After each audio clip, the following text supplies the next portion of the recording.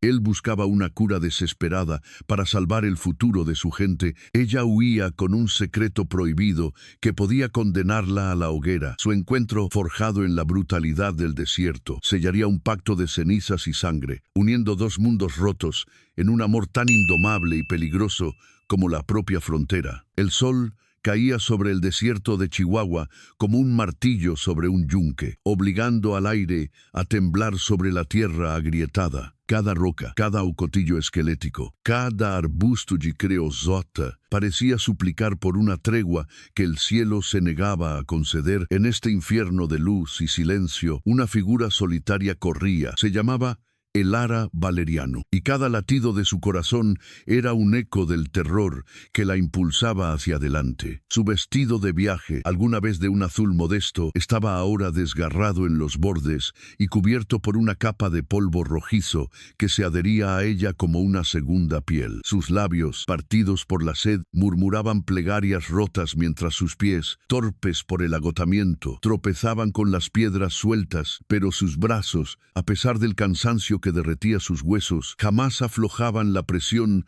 sobre el bulto de cuero que apretaba contra su pecho. Dentro de ese envoltorio curtido no había oro ni joyas, sino algo infinitamente más valioso y 1000 veces más peligroso. Un diario encuadernado en piel, sus páginas llenas de la letra elegante de su padre y de un conocimiento que el mundo había decidido que era una herejía digna del fuego. Detrás de ella, a menos de media legua, cabalgaba la justicia de Dios, o al menos la versión que el capitán Mateo Vargas había creado a su imagen y semejanza, montado en un corcel español negro como su propia alma. Vargas no sentía el calor ni la fatiga. Sus ojos de acero frío barrían el horizonte con una certeza depredadora. Su armadura bruñida devolviendo el sol con destellos de furia helada. Él y sus dragones de la fe no cazaban a una simple fugitiva.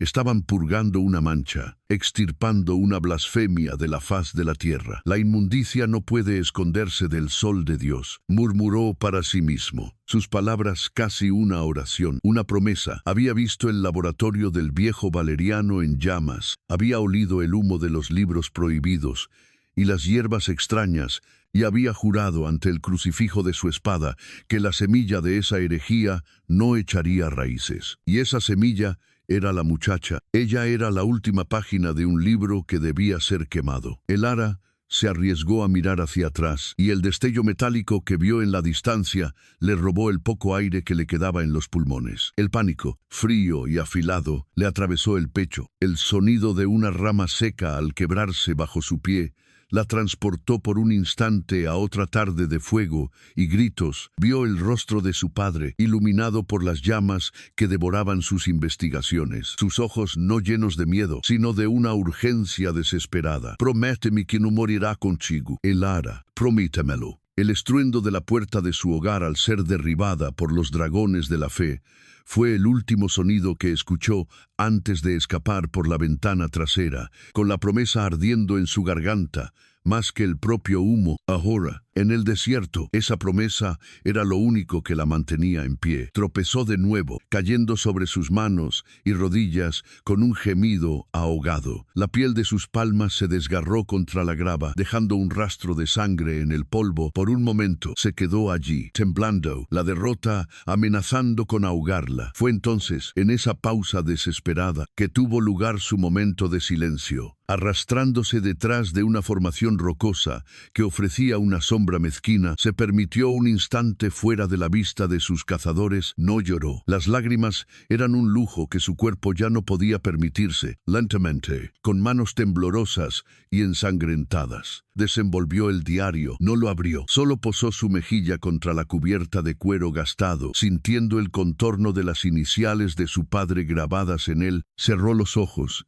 y en la oscuridad de sus párpados pudo verlo sonreír, mezclando ungüentos, dibujando con precisión la hoja de una planta olvidada. Un solo suspiro escapó de sus labios, un lamento y un juramento a la vez. Con un cuidado que contradecía su situación desesperada, volvió a envolver el libro. Lo aseguró dentro de su blusa y se puso de pie. El dolor en sus manos y el fuego en sus pulmones eran irrelevantes. El legado de su padre no se convertiría en cenizas. Con renovada determinación, vio una apertura más adelante, una grieta oscura en la pared de roca que prometía refugio, una garganta estrecha, un pasadizo. Con sus últimas fuerzas, corrió hacia ella, sintiendo el suelo vibrar bajo el galope cada vez más cercano de los caballos. Se adentró en el cañón, sus paredes de piedra, elevándose a ambos lados, el eco de su propia respiración jadeante, llenando el espacio confinado. Siguió corriendo, esperando que el camino se abriera, que la llevara a un valle oculto, a la salvación. Pero el camino no se abrió. 50 metros más adelante, el cañón terminaba en una pared de roca sólida e infranqueable. Era una trampa. Seguirou, con el corazón hundiéndose como una piedra en un pozo sin fondo. En la entrada del cañón, recortadas contra el sol cegador, las siluetas de Vargas y sus jinetes bloquearon la única salida. No había escapatoria. El eco de los cascos se detuvo y la voz del capitán, amplificada por las paredes de roca, resonó como el juicio final. Elara Valeriano, en nombre de Dios y del rey, tu huida ha terminado. Ha sido pesada en la balanza y ha sido hallada falta. Entrégate ahora para enfrentar tu purificación. A 200 millas al norte, más allá de la frontera invisible que los hombres blancos dibujaban en sus mapas, el sol moribundo se derramaba como sangre vieja sobre las cumbres de la Sierra Madre. Aquí, el aire no temblaba por el calor, sino que se mantenía quieto y pesado, cargado con una pena tan palpable como el aroma a pino y a tierra húmeda. En un val oculto, protegido por centinelas de piedra y bosques antiguos, se encontraba la ranchería de los Chiricahua. Las fogatas comenzaban a encenderse, pero sus llamas parecían débiles, desprovistas de la alegría comunal que normalmente anunciaban. El humo que se elevaba hacia el cielo, púrpura, no llevaba consigo el olor a carne asada y celebración, sino el amargo aroma de la salvia quemada y las hierbas medicinales que habían perdido su poder. La risa de los niños, el verdadero corazón de cualquier pueblo, se había extinguido, reemplazada por un silencio que pesaba más que cualquier grito. Apartado de los demás guerreros, Kael estaba sentado con la espalda apoyada contra un roble, en sus manos grandes y callosas por el uso del arco y el cuchillo. Sostenía un pequeño trozo de madera de álamo. Con una paciencia que contradecía la tormenta que rugía en su interior, deslizaba la hoja de su cuchillo sobre la madera, levantando virutas finas que caían a sus pies como lágrimas secas. Sus ojos, oscuros y profundos, como un pozo de montaña, no veían el trozo de madera, sino que parecían contener el reflejo de demasiados amaneceres sin esperanza. Estaba tallando un pájaro, un pequeño gorrión con las alas a medio desplegar, un acto de creación inútil en medio de tanta destrucción. No lo hacía por él. Su mirada estaba fija en un tipi solitario, adornado con símbolos de sanación que ahora parecían una cruel ironía. De esa tienda emanaba el silencio más pesado de todos, el silencio que precede a la muerte. Finalmente, se puso de pie, un movimiento fluido que no revelaba el peso que aplastaba su espíritu. El pájaro de madera, ahora suave y perfecto en su mano, se sentía frágil, vulnerable. Se acercó al tipi de la curandera y apartó la piel de la entrada. Dentro, la penumbra era casi total, espesa con el humo de las hierbas y el olor inconfundible de la fiebre. Una anciana de rostro surcado por la sabiduría y la impotencia levantó la vista y negó lentamente con la cabeza, una respuesta que Kael ya esperaba. En un lecho de pieles yacía una niña de no más de 6 inviernos.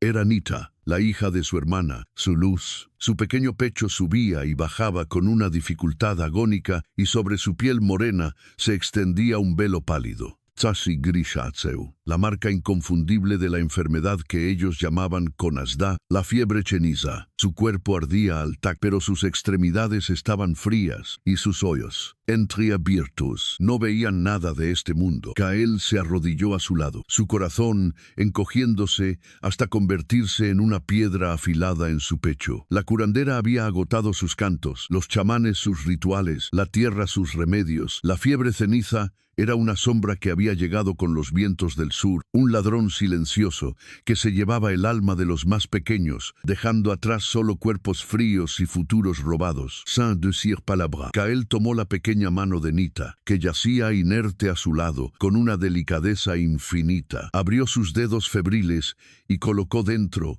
el pájaro de madera tallada, cerrándolo suavemente alrededor del regalo. Era una ofrenda silenciosa, una plegaria muda. Le estaba dando alas. La única escapatoria que podía concebir de esa prisión de carne ardiente. Se quedó así un largo rato, sintiendo el pulso débil y acelerado de la niña, una mariposa atrapada luchando contra la red. Cuando salió de nuevo a la noche incipiente, la desesperación era un sabor a metal en su boca. Fue entonces cuando una figura emergió de las sombras. Era Goran, uno de los ancianos del consejo, un hombre cuyo rostro era un mapa de las guerras y las hambrunas que su pueblo había sobrevivido. Tu corazón sangra, Kael, dijo el anciano, su voz rasposa como la corteza de un árbol. Kael no respondió, sus ojos fijos en las montañas distantes. Nuestras tradiciones se están convirtiendo en ritos funerarios, continuó Goran. Los espíritus guardan silencio y la tierra nos ofrece raíces amargas. Hizo una pausa, observándose más. Pero los vientos que traen la plaga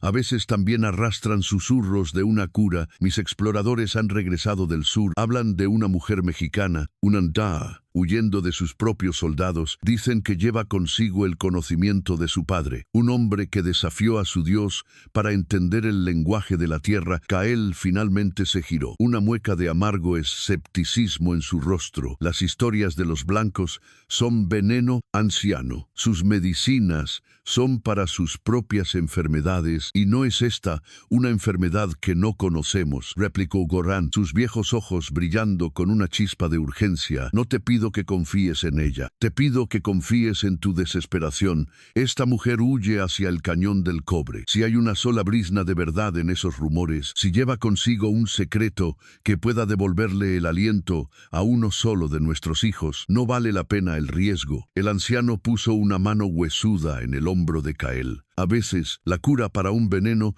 se encuentra en el nido de otra serpiente. Goran se alejó, dejando a Kael solo con la elección imposible. Miró hacia el tipi de Nita, donde la vida se aferraba por un hilo. Luego miró hacia el sur, hacia un desierto lleno de enemigos y falsas promesas. Pero la verdad en las palabras del anciano era innegable. La senda de la tradición los estaba llevando a una tumba silenciosa. Media hora después, Kael ya no estaba deliberando. Sus movimientos eran precisos, eficientes, despojados de toda duda. Ensilló su caballo más resistente, revisó las flechas de su carcaj y afiló el borde de su cuchillo de caza hasta que pudo cortar un cabello en el aire. No se estaba preparando para una negociación ni para una misión diplomática. La expresión de su rostro no era la de un salvador, sino la de un depredador. No iba en busca de una mujer, iba a cazar una cura y arrancaría ese secreto del corazón del desierto o moriría en el intento. El eco de la voz del capitán Vargas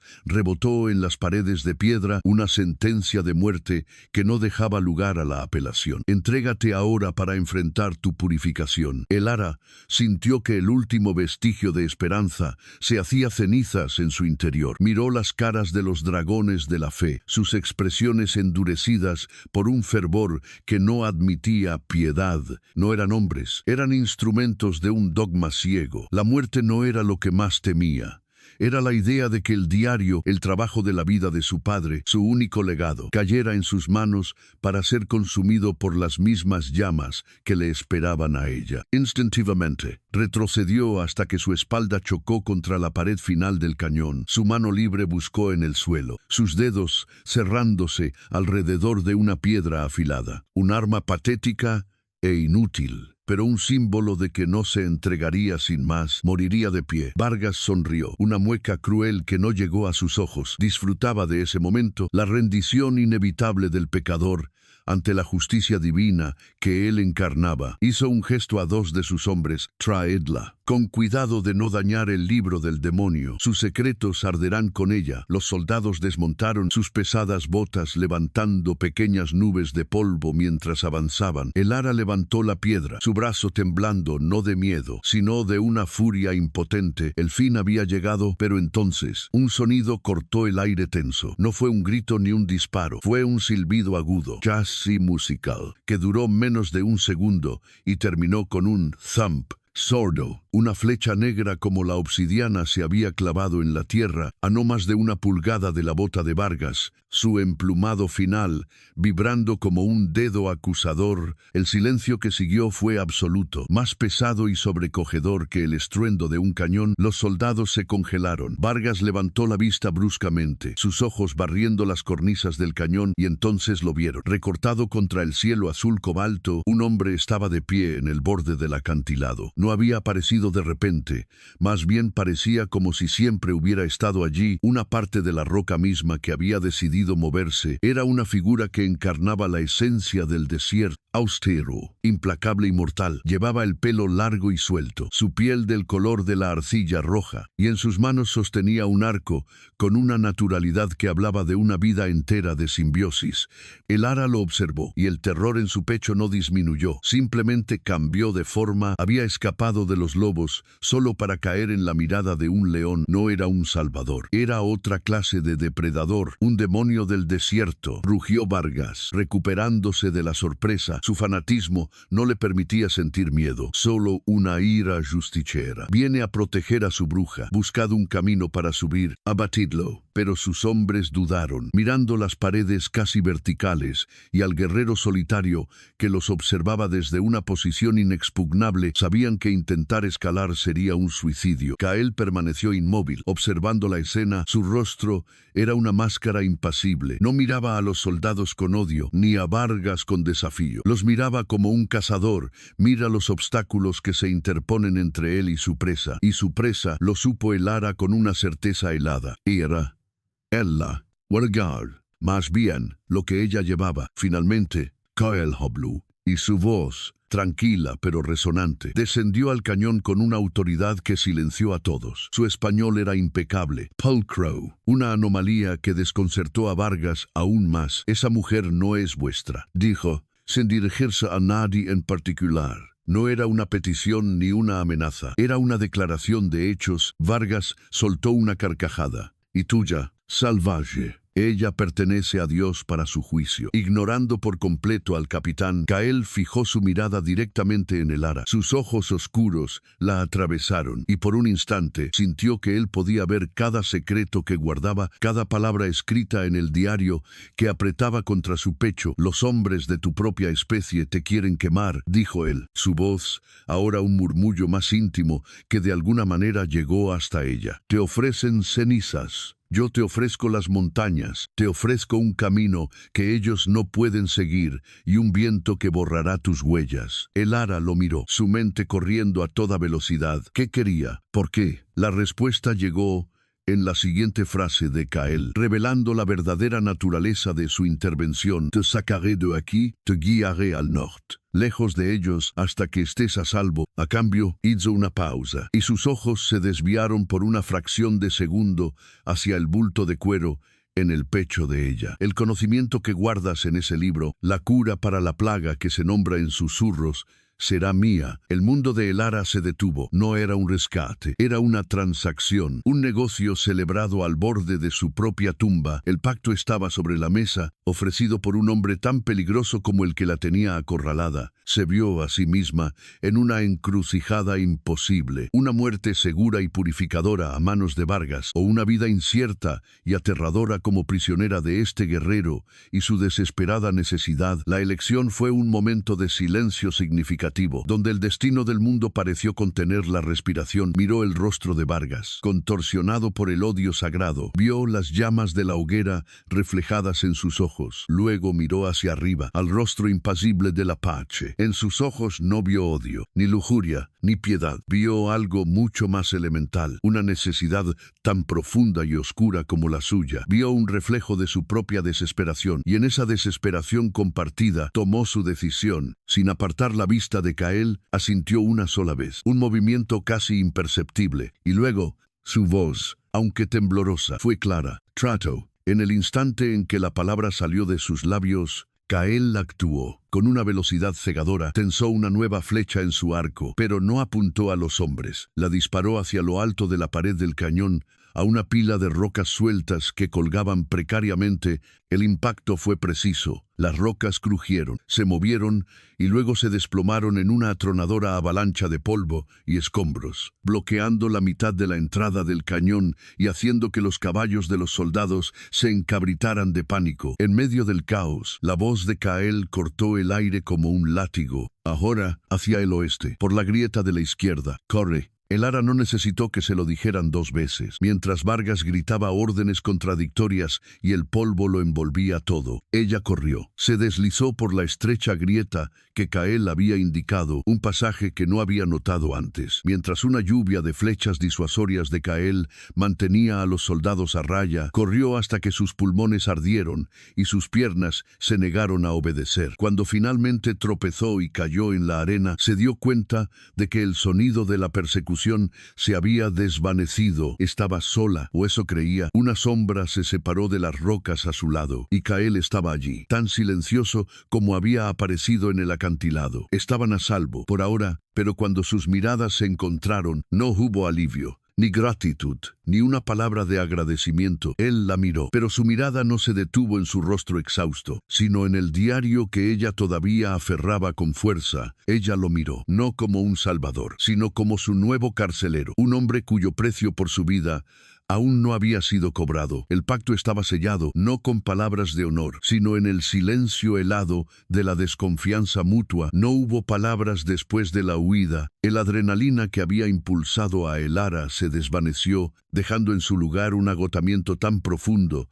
que sentía sus huesos llenos de plomo. Kael no le ofreció consuelo, ni siquiera una pausa para recuperar el aliento. Su primera acción fue la de un fantasma. Retrocedió sobre sus pasos, usando una rama frondosa para borrar sus huellas de la arena. Sus movimientos tan eficientes y silenciosos que parecían un ritual antiguo. Era un hombre que sabía cómo desaparecer. Cuando terminó, se acercó a ella y le tendió una bota de agua de cuero y un trozo de carne seca y dura como una piedra. No fue una oferta, fue una orden implícita. «Babe, come», dijo, su voz grave y desprovista de toda emoción. «No nos detendremos de nuevo hasta el anochecer». Se dio la vuelta sin esperar respuesta, comenzando a caminar hacia el norte con un paso constante y rápido que a Elara le costaba seguir. El silencio que se instaló entre ellos durante las horas siguientes fue un tercer compañero de viaje, uno hostil e incómodo. Elara caminaba unos pasos detrás de él, observando la tensa línea de sus hombros, la forma en que su mano nunca se alejaba del cuchillo en su cinturón. No lo veía como una persona, sino como una fuerza de la naturaleza, tan impredecible y peligrosa como una inundación repentina o una helada inesperada. Cada vez que él se giraba para comprobar que ella lo seguía, sus ojos no se posaban en su rostro, sino en el bulto del diario bajo su blusa. Él era un cofre con un tesoro, y él, el guardián que solo se preocupaba por el contenido, no por el cofre mismo, se sentía menos una persona y más una prisionera, con una correa invisible, arrastrada a través de un paisaje que parecía diseñado para matarla. Por su parte, Kael la veía como una carga frágil y exasperantemente lenta que contenía la única esperanza para su pueblo. Cada vez que Elara tropezaba con una roca suelta o se detenía para sacar una espina de su zapato gastado, él sentía una punzada de impaciencia. En su mente, cada retraso era otra respiración agónica de Nita, otro niño de su tribu, acercándose al borde del abismo. No sentía compasión por el agotamiento de la mujer, solo veía un obstáculo para su misión. Ella era blanda y débil, un producto de un mundo que construía muros para protegerse de la dureza de la vida. Él había nacido en esa dureza, había sido moldeado por ella. Su desdén era tan palpable como el calor que emanaba de las rocas. El paisaje comenzó a cambiar a media tarde. Las formaciones rocosas dieron paso a dunas de arena más abiertas y el viento, que antes había sido una brisa seca, comenzó a soplar con una nueva y siniestra insistencia. Kael se detuvo abruptamente, levantando la cara al cielo, que estaba adquiriendo un enfermizo color ocre. Olfateó el aire. «Problemas», gruñó. La primera palabra que pronunciaba en horas. Antes de que Elara pudiera preguntar, él la agarró bruscamente del brazo y tiró de ella. Muévete. La urgencia en su voz era genuina, despojada de su fría indiferencia y reemplazada por una alarma primaria. El horizonte se estaba borrando, consumido por una pared arremolinada de polvo y arena que avanzaba hacia ellos como una bestia hambrienta. La encontró justo a tiempo, una modesta hendidura en la base de una solitaria meseta de piedra, apenas lo suficientemente grande para 2 personas. La empujó dentro sin ceremonia alguna y se agazapó junto a ella, justo cuando la tormenta los golpeaba con la fuerza de un océano. El mundo exterior desapareció en un instante, reemplazado por un rugido ensordecedor y un torbellino de arena que arañaba la entrada de su refugio. La luz del día se extinguió, sumiéndolos en una penumbra rojiza. Estaban atrapados, forzados a una proximidad que ninguno de los dos deseaba, el espacio personal reducido a cero. Elara podía sentir el calor del cuerpo de Kael junto al suyo, oír el ritmo constante de su respiración sobre el caos del viento. La hostilidad que los había mantenido separados ahora estaba comprimida en ese minúsculo espacio, volviéndose casi insoportable. Fue entonces cuando ocurrió el momento de silencio que lo cambió todo. Con el azote de la tormenta, la temperatura del desierto se desplomó. Elara, sudorosa y exhausta, comenzó a temblar incontrolablemente. Sus dientes castañeteando a pesar de sus esfuerzos por reprimirlo, intentó hacerse un ovillo, pero el frío se le metía en los huesos. Kael, que había estado mirando fijamente hacia la tormenta, con una concentración absoluta, debió sentir sus temblores. Shagiru, y por un instante sus ojos se encontraron en la penumbra. Ella vio una fugaz expresión de molestia, de fastidio. Un paquete muerto no servía de nada. Sin decir una palabra y con un movimiento brusco, casi resentido, se quitó el pesado zarape de lana que llevaba sobre los hombros y se lo arrojó a ella. No la miró mientras lo hacía. Mantuvo su vista fija en la entrada, como si el acto de ofrecer aquel mínimo cuidado fuera una debilidad que le avergonzaba. Elara se quedó paralizada. El áspero tejido en su regazo, la desconfianza, luchó contra la necesidad imperiosa de calor. Finalmente, el frío ganó. Con dedos torpes, se envolvió en la prenda. Era pesada, sólida y olía a humo de fogata, a salvia y a un aroma a tierra y cuero que era inequívocamente de él. El calor la invadió, un alivio tan profundo que casi la hizo llorar. Pero era un calor prestado, ofrecido no con amabilidad, sino con una fría y práctica necesidad. Se acurrucó en él, sintiéndose a la vez protegida y más prisionera que nunca, profundamente consciente del hombre sentado a su lado en la oscuridad tan cerca, y a la vez a un mundo de distancia. La tormenta rugía fuera. El desierto había sido domado por un momento, pero la tormenta que existía en el minúsculo espacio entre ellos apenas comenzaba a formarse. La tormenta de arena se retiró tan abruptamente como había llegado, dejando tras de sí un mundo extrañamente silencioso, bañado en una luz suave y limpia. El aire olía a tierra mojada y a ozono. En cuanto el viento amainó, Kael se movió, sin una palabra. Extendió la mano y Elara entendió. Se quitó el pesado zarape y se lo devolvió. El calor y el aroma de él se desvanecieron y el frío que regresó fue doblemente agudo. Una mezcla del aire húmedo y la renovada distancia entre ellos. El gesto de cuidado, nacido de la pura necesidad, fue borrado tan rápido como había sido ofrecido. Reanudaron la marcha en un silencio que ahora era diferente. Ya no era simplemente hostil. Estaba cargado con el recuerdo de su vulnerabilidad compartida, de la proximidad forzada en la oscuridad. Era un silencio más pesado, más complejo, y ninguno de los dos sabía cómo romperlo. El camino que Kael eligió después de la tormenta los llevó a través de un laberinto de arroyos secos y cañones estrechos, un terreno más accidentado y traicionero que las dunas abiertas. La lluvia torrencial, aunque breve, había dejado las rocas resbaladizas y el suelo inestable. Elara, exhausta hasta la médula, luchaba por mantener el ritmo. Sus sentidos estaban embotados por la fatiga, su atención disminuida. Mientras descendían por una pendiente rocosa, apoyó una mano en una cornisa para estabilizarse. No vio el pequeño hueco sombreado entre dos piedras, ni el patrón de diamantes en la piel que se mimetizaba perfectamente con la roca. Solo sintió un pinchazo agudo, un dolor como de dos agujas de fuego, hundiéndose en el dorso de su mano. Seguido por el sonido inconfundible y escalofriante de un cascabel, soltó un grito ahogado, más de sorpresa que de dolor, y retiró la mano instintivamente. En la piel, justo debajo de sus nudillos, dos pequeños puntos rojos comenzaban a hincharse.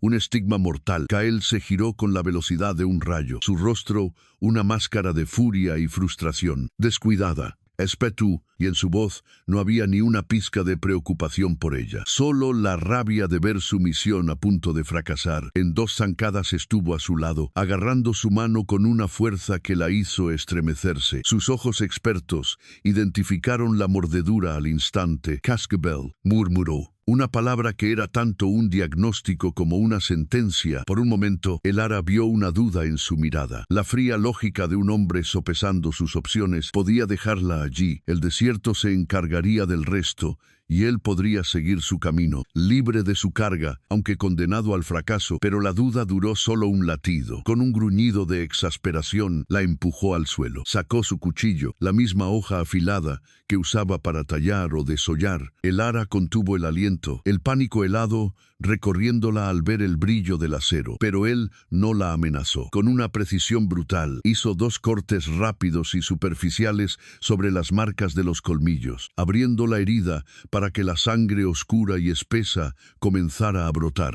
Luego, sin dudarlo, se arrodilló, se inclinó y presionó sus labios contra la herida, succionando el veneno y escupiéndolo a un lado. El acto fue tan primitivo, tan íntimo y a la vez tan violento que Elara se quedó sin aliento. Después de hacerlo varias veces, se levantó y se adentró en la maleza, regresando momentos después con la raíz de una planta de yuca. La masticó hasta convertirla en una pulpa fibrosa y la aplicó sobre la herida como un emplasto. Mientras trabajaba, su concentración era absoluta. Su rostro, normalmente una máscara impasible, estaba tenso por el esfuerzo. Elara lo observaba, el veneno comenzando a nublar su visión, el miedo reemplazado por una extraña sensación de desapego. Vio sus manos, no como las de un salvaje, sino como las de un curandero. Moviéndose con un conocimiento certero y antiguo, vio la seriedad en sus ojos y se dio cuenta de que, por primera vez, no estaba mirando el diario, la estaba mirando a ella, a la vida que se escapaba de ella, y estaba luchando contra la muerte para retenerla, no por amabilidad, tal vez, sino por necesidad, pero la estaba salvando. El veneno era potente. Pronto, una fiebre la consumió y el mundo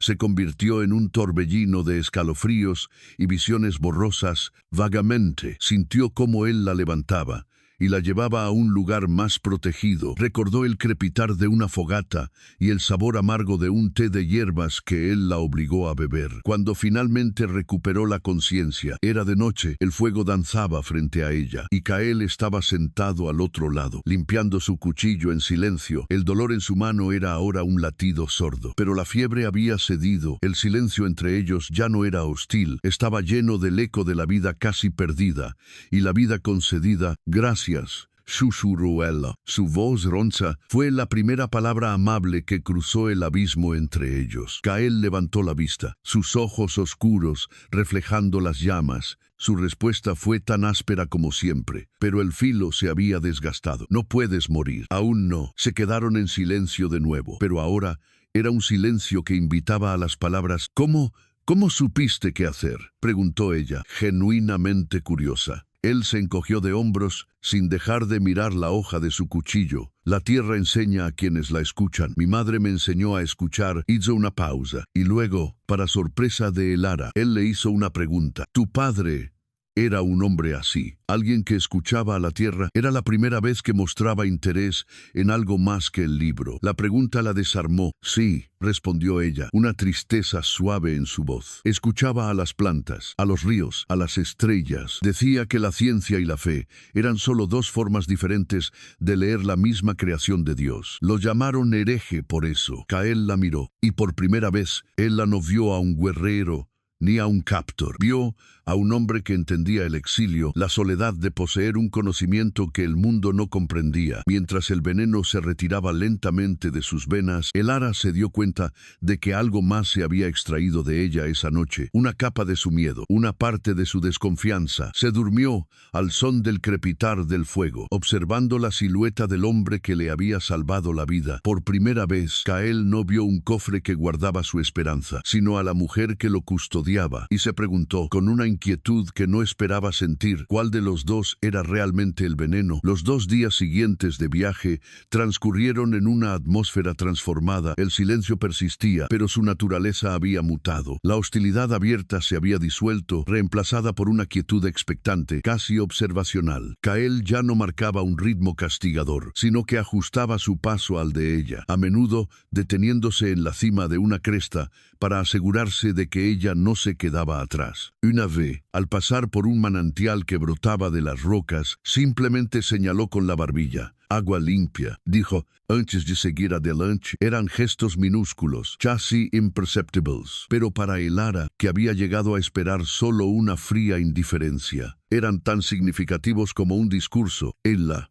a su vez, lo observaba con menos miedo y más fascinación. Veía cómo leía las huellas en el suelo como si fueran las páginas de un libro, cómo predecía el clima por el comportamiento de las aves. El vendaje en su mano, hecho con un trozo de su propia enagua, era un recordatorio constante de la deuda que ahora existía entre ellos. Una conexión tan real y punzante como el veneno que él había extraído. Finalmente, al atardecer del segundo día, llegaron. Kael la condujo por un sendero oculto hasta un mirador, y desde allí Elara contempló por primera vez la ranchería Chiricahua, enclavada en un valle protegido y de una belleza sobrecogedora. La aldea debería haber sido un hervidero de vida. En cambio, una quietud antinatural se cernía sobre ella. El humo que se elevaba de los tipis era escaso y lánguido. No había niños corriendo, ni el sonido rítmico de las mujeres trabajando las pieles. Solo se oía el viento suspirando entre los pinos. De vez en cuando, el sonido lejano y desgarrador de una tos seca. La desolación era un manto invisible que asfixiaba al poblado. Cuando descendieron al valle, la presencia de Elara provocó una reacción inmediata. Las pocas personas que estaban fuera se detuvieron en seco. Sus rostros, ya marcados por el agotamiento y el dolor, se endurecieron al verla. Las miradas que le dirigieron eran una mezcla de miedo y profundo resentimiento. Una mujer que acunaba a un bebé en sus brazos le siseó algo en su lengua y se apresuró a entrar en su tienda. La vieron como a una andá, una extraña, una intrusa del mundo que les había traído tantas enfermedades y dolor. Para ellos, ella no era una posible salvadora, sino un presagio, la encarnación de la misma plaga que había llegado del sur. Elara sintió el peso de su odio colectivo como una fuerza física y por un momento el miedo que había sentido hacia Kael le pareció insignificante en comparación con el terror de enfrentarse a la desesperación de todo un pueblo. Kael ignoró las miradas y los murmullos. Su mandíbula estaba apretada, sus ojos fijos en su destino. La condujo a través del corazón silencioso de la aldea hasta el mismo tipi solitario que había ocupado sus pensamientos, el lugar donde la vida y la muerte libraban su batalla más cruel. Apartó la piel de la entrada. Aquí, dijo, su voz ahora despojada de toda aspereza, dejando solo una vulnerabilidad cruda. Esta es la fiebre cheniza. Elara respiró hondo y entró. El olor la golpeó primero. Una mezcla de hierbas quemadas, sudor febril y la inconfundible fragancia dulzona de la enfermedad. La penumbra estaba apenas rota por la luz que se filtraba por la abertura de humo. A medida que sus ojos se adaptaban, el verdadero horror de la situación se reveló. No era solo una niña. Había 5 niños acostados en lechos de pieles, todos en diferentes etapas de la misma aflicción terrible. Sus pequeños cuerpos estaban inmóviles. Sus respiraciones eran superficiales, y sobre la piel de cada uno de ellos se extendía ese velo pálido y fantasmal que le daba a la enfermedad su nombre. En el centro de la tienda, la vieja curandera y el anciano Gorán la observaban. En sus rostros no había hostilidad, sino la expresión agotada de quienes han agotado toda esperanza. Kael se arrodilló junto a la pequeña Nita, cuya vida parecía pender del hilo más fino. Tocó su frente, un gesto de infinito dolor. Antes de volverse hacia Elara, ahora, dijo, su voz quebrada por la desesperación, cumple tu parte del trato. En ese instante, todo cambió para Elara. Esto ya no se trataba de su propia supervivencia. El pacto, el viaje, el miedo. Todo se desvaneció. Frente a ella no había una obligación contractual, sino una devastación humana que apelaba a lo más profundo de su ser. La promesa que le hizo a su padre resonó en su mente no como una carga, sino como un propósito. El conocimiento no debía morir, debía usarse, debía sanar, con una determinación que sorprendió a todos, incluyéndose a sí misma. Se arrodilló en el centro del tipi y sacó el diario. Ya no era la fugitiva asustada. Era Elara Valeriano, hija de un hombre de ciencia y sabiduría. Abrió el libro con manos firmes, sus dedos volando sobre las páginas amarillentas. Ignorando el dolor punzante de su mano herida, buscó los diagramas, las notas febriles que su padre había escrito sobre una peste cenicienta que había presenciado en una aldea tarahumara. Hacía una década lo encontró, un capítulo entero dedicado a los síntomas, al avance de la enfermedad. Y, al final, una fórmula, una esperanza. Necesito fuego, agua limpia y un mortero, dijo, su voz clara y autoritaria. La vieja curandera, viendo la certeza en los ojos de Elara, se movió para obedecer. Elara comenzó a leer los ingredientes en voz alta, traduciendo las notas de su padre. Corteza de sauche para la fiebre, hojas de enebro para limpiar la sangre. La curandera asentía, reconociendo las plantas. Tenían todo eso. La esperanza comenzó a crecer en la tienda, una pequeña llama en una inmensa oscuridad. Pero entonces Elara se detuvo. Su dedo se posó en el dibujo de una raíz retorcida y pálida, con una pequeña flor que, según las notas de su padre, solo se abría bajo la luz de la luna llena. Y esto...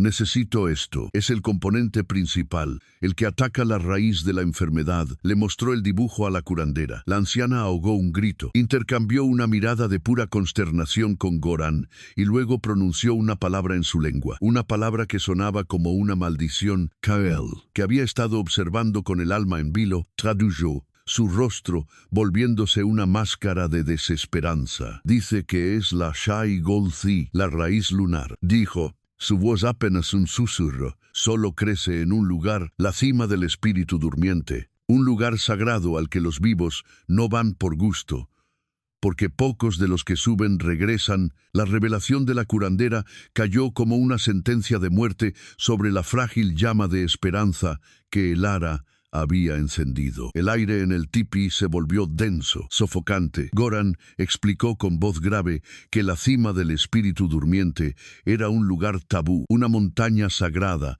donde el velo entre el mundo de los vivos y el de los espíritus era peligrosamente delgado. Las leyendas hablaban de vientos que susurraban locura, de senderos que se desvanecían en el aire, y de la visión del gran espíritu, cuyo doloroso sueño mantenía la montaña en un invierno perpetuo. Ir allí no era solo arriesgar el cuerpo, era arriesgar el alma. Varios guerreros, escuchando desde fuera, murmuraron su desaprobación. Profanar la montaña por un andá, por la promesa de un libro de los blancos, era una locura. Kael no escuchó las protestas. Sus ojos estaban fijos en el rostro pálido de Nita. Vio en su quietud el futuro de su pueblo, un silencio de cunas vacías y linajes rotos. La elección para él no existía. Se puso de pie, su decisión resonando en el silencio de la tienda, y Reyo no era una oferta, era una declaración final. No le pediría a ningún otro hombre que lo acompañara en un viaje sacrílego, pero mientras se giraba para prepararse, la voz de Elara, sorprendentemente firme, lo detuvo. Iré contigo. Goran y la curandera protestaron al instante. Ella era una extraña, una debilidad, una carga en un terreno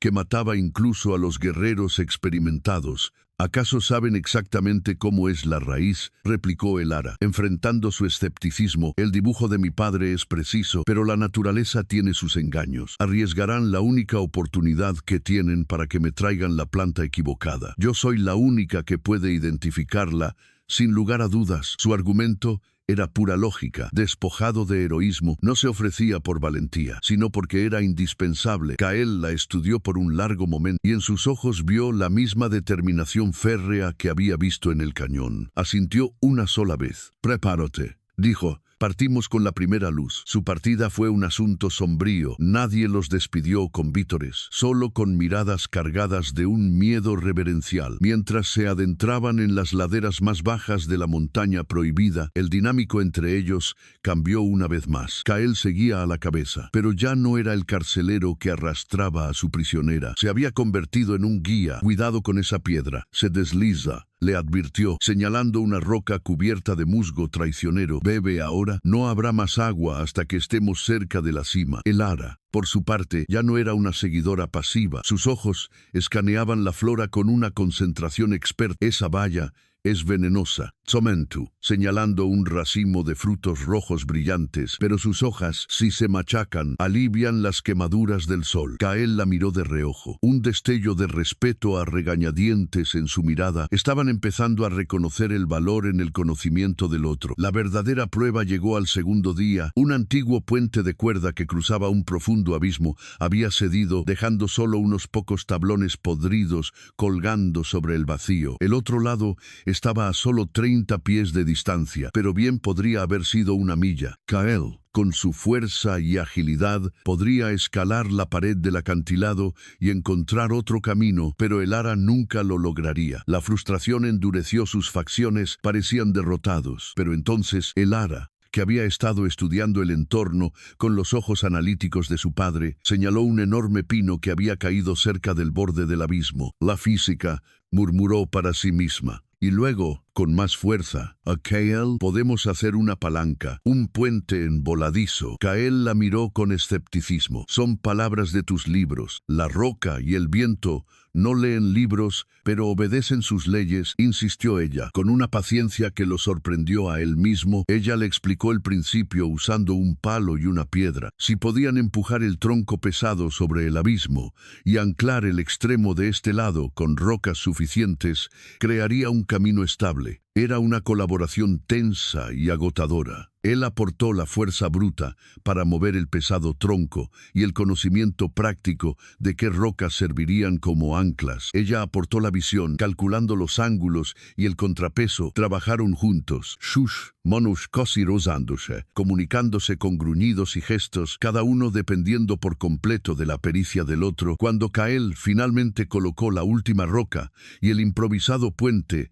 se mantuvo firme sobre el abismo, se miraron. En ese momento, en medio del esfuerzo compartido y el éxito tangible, el último vestigio de hostilidad se desvaneció, reemplazado por un respeto mutuo ganado a pulso. Esa noche acamparon en una cueva cerca de la cumbre. El aire era gélido, pero el fuego que encendieron era cálido. Por primera vez hablaron sin la presión de la supervivencia inmediata. «Tu padre te enseñó sobre puentes», dijo Kael, más una afirmación que una pregunta. Elara sonrió tristemente. «Me enseñó que el conocimiento era el único puente que nadie podía quemar. No era un hereje. Creía que entender cómo funciona una sola hoja era una forma de honrar a su creador». Kael escuchó en silencio, y a cambio, Elara se atrevió a preguntar, «¿Por qué este lugar se llama la cima del espíritu durmiente?». Él miró las llamas, sus facciones suavizadas por la luz. «La leyenda dice que un gran espíritu guerrero perdió a su compañera por una enfermedad que nadie pudo curar. Su dolor fue tan grande que, en lugar de morir, su alma se durmió en la cima de esta montaña,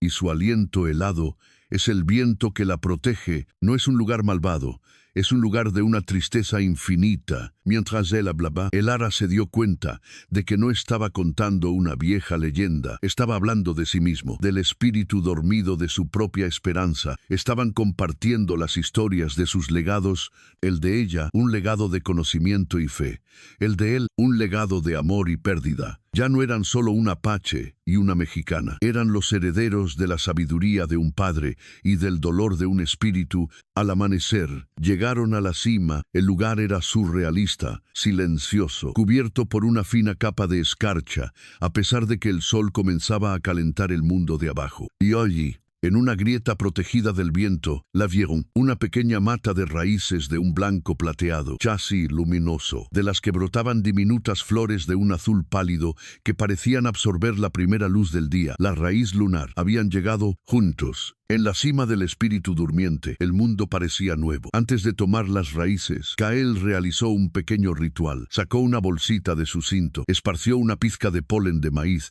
y tabaco sagrado sobre la tierra y murmuró una oración en su lengua, pidiendo permiso al espíritu de la montaña y agradeciéndole por compartir su medicina. El ara observó en silencio, no como una extraña que mira una costumbre exótica, sino con un profundo respeto por un acto de fe que, en su esencia, no era tan diferente de las oraciones de su padre sobre una nueva especie de flor. Con un cuidado reverencial, usaron el cuchillo de Kael para desenterrar un puñado de las pálidas raíces, envolviéndolas en el musgo húmedo que habían recogido para preservar su poder. El viaje de descenso fue impulsado por una nueva energía, una mezcla de esperanza y una urgencia casi febril. Cada paso que daban para alejarse de la montaña sagrada era un paso más cerca de la vida. Pero mientras ellos descendían hacia la esperanza, la malicia ascendía desde las tierras bajas. En un miserable puesto comercial, a 2 días de camino, el capitán Vargas había arrinconado a su presa. No era una paque, sino un trampero mestizo llamado Silas, un hombre con ojos huidizos que vivía en las grietas entre 2 mundos, sin ser leal a ninguno. Vargas no necesitaba torturarlo. Su mera presencia, combinada con el peso de una bolsa de monedas de plata sobre la mesa, era suficiente. Dios ve tu alma. Silas, dijo Vargas, su voz suave y peligrosa. Ve los tratos que haces en las sombras con los paganos, pero Dios es misericordioso. Puso una mano sobre la empuñadura de su espada. Ayúdame a arrancar de raíz esta herejía, a encontrar el nido donde se esconde la bruja, y Él podría perdonar tus pecados. La corona, por su parte, será mucho más directa en su gratitud. Silas sudó, tragó saliva, y su lealtad, comprada a bajo precio, se derrumbó. Con voz temblorosa, describió la ubicación del valle oculto de los Chiricahua. Una sonrisa fría y delgada,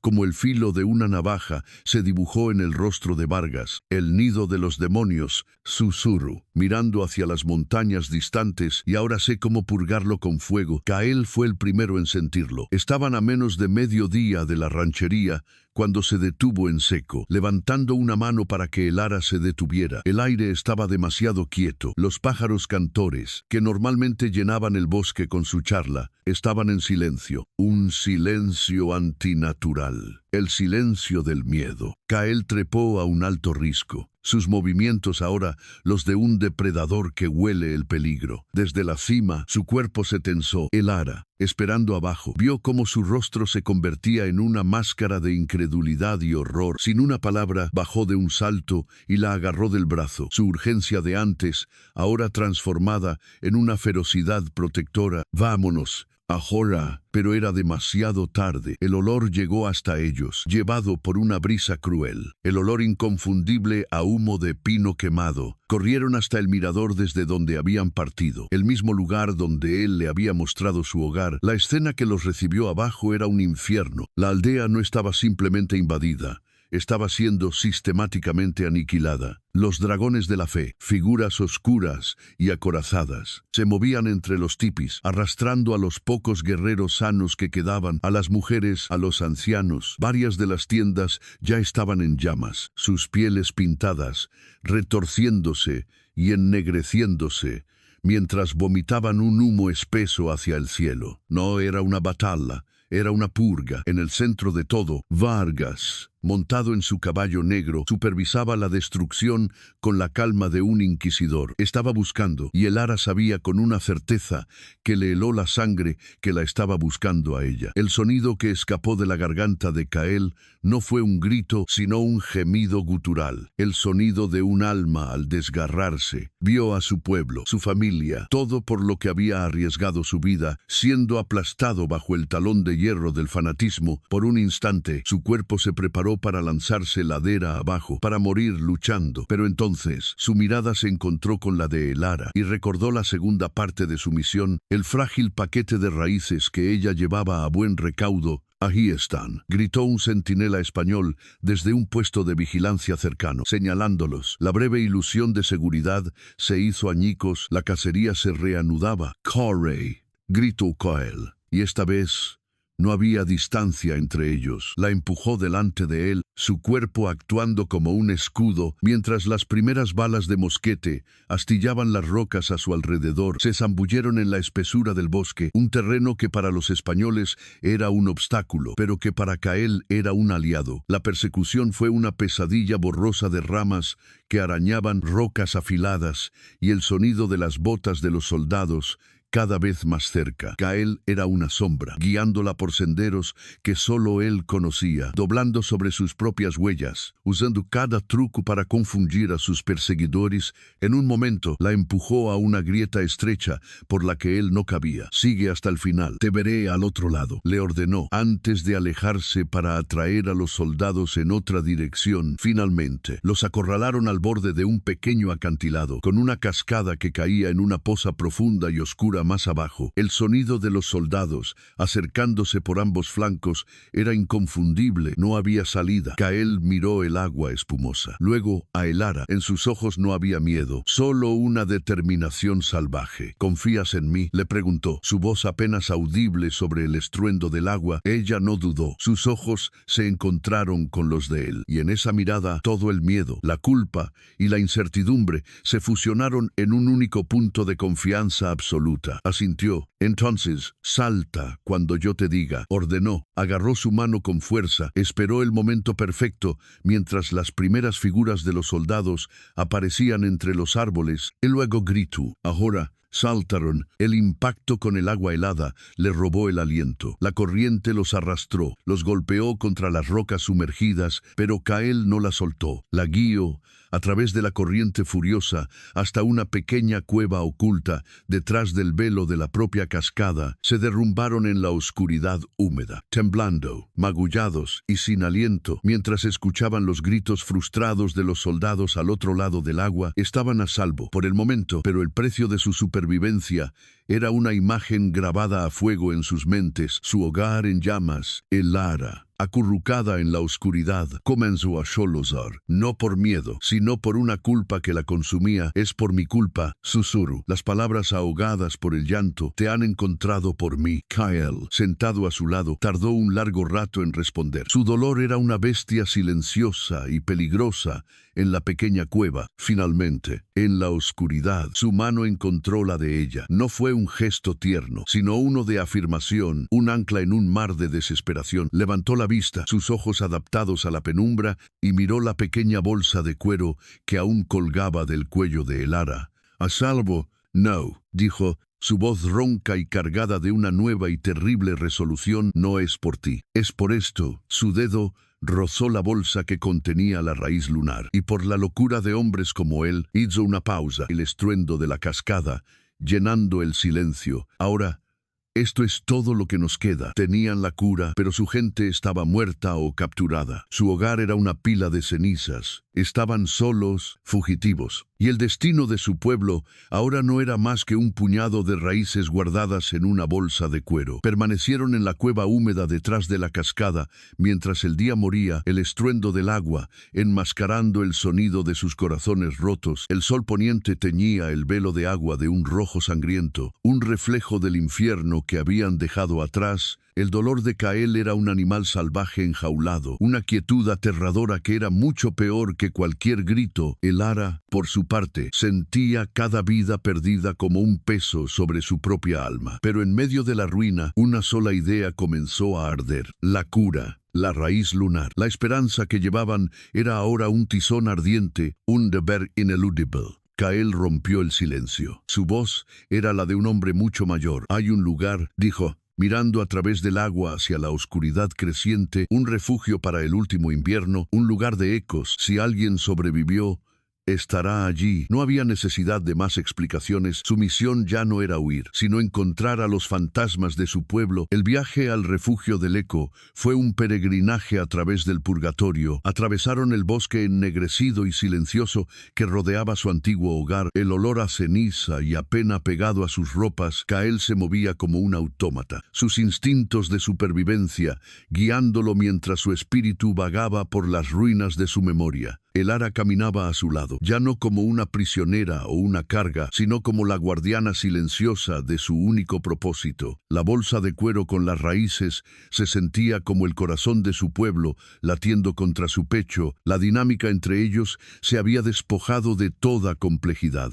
Ahora solo eran dos personas unidas por una misma y frágil esperanza. Él era el guía, el protector del camino. Ella era la portadora de la medicina, la protectora del futuro. El refugio del eco era una red de cuevas ocultas, tras la fachada de una pared de roca sin rasgos distintivos. Su entrada, conocida solo por los Chiricahua, al llegar, un silencio de tumba los recibió. Por un momento, la desesperación más absoluta se apoderó de Kael. La idea de que eran los únicos que quedaban era una carga demasiado pesada para soportar. Llamó, su voz un graznido ronco que fue devorado por la piedra, y entonces una sombra se movió en la oscuridad de la cueva más grande. Una figura encorvada emergió a la luz. Era Goran. El rostro del anciano era un mapa de un dolor insondable, pero estaba vivo. Detrás de él aparecieron otros, no más de una docena de mujeres y niños, y dos guerreros ancianos eran los últimos. El reencuentro fue un asunto solemne, una colisión silenciosa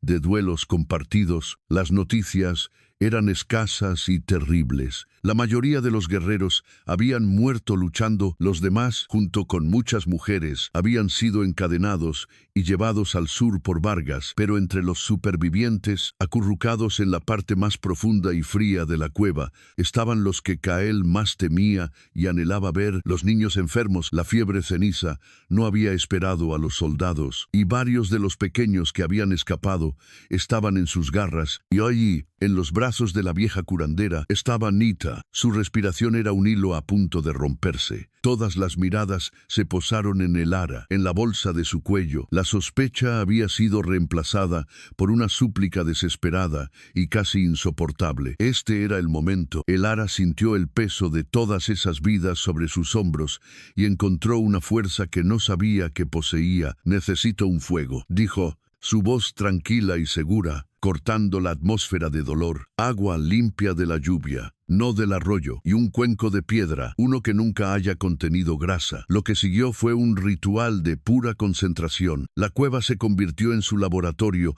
el fuego en su alambique. Mientras los demás observaban en un silencio reverencial, ella se convirtió en la encarnación viviente del diario de su padre. Kael se convirtió en sus manos, siguió sus instrucciones al pie de la letra, moliendo la pálida raíz lunar con una piedra hasta convertirla en un polvo casi luminoso, mezclándola con las otras hierbas secas que él había conservado. La colaboración tensa de la montaña se había transformado en una danza silenciosa de propósito compartido. Él, el hombre de la tierra, y ella, la mujer de la ciencia, unieron sus conocimientos para preparar la poción, una infusión oscura y fragante que olía a tierra antigua y a una promesa casi olvidada. Cuando el remedio estuvo listo, la curandera negó con la cabeza al mirar a Nita. Su espíritu ya ha comenzado el viaje. «Niña, es demasiado tarde». Pero Kael no la escuchó. Levantó a su sobrina con una ternura infinita y la llevó hasta Elara. El rostro del guerrero era una máscara de piedra, pero una solitaria lágrima trazó un surco en el polvo de su mejilla. Elara llenó una pequeña concha con el líquido oscuro. Con la punta de su dedo, abrió suavemente los labios de la niña y dejó caer unas pocas gotas sobre su lengua. El acto pareció pequeño e insignificante contra la inmensidad de la muerte que llenaba la cueva, y entonces comenzó la vigilia. La noche se alargó hasta la eternidad. Nadie durmió. Se sentaron alrededor del fuego, una pequeña familia rota, Observando una vela parpadeante en una tormenta, Kael no se apartó de Nita, sosteniendo su pequeña mano, susurrándole historias del coraje de sus antepasados. Elara permaneció cerca, agotada pero vigilante, cada fibra de su ser concentrada en el subir y bajar casi imperceptible del pecho de la niña, justo en la hora más oscura, antes del amanecer. La violenta tiritona que había sacudido a Nita cesó, un silencio aterrador cayó sobre ella. La curandera cerró los ojos, preparándose para el final, pero entonces un profundo y ronco estertor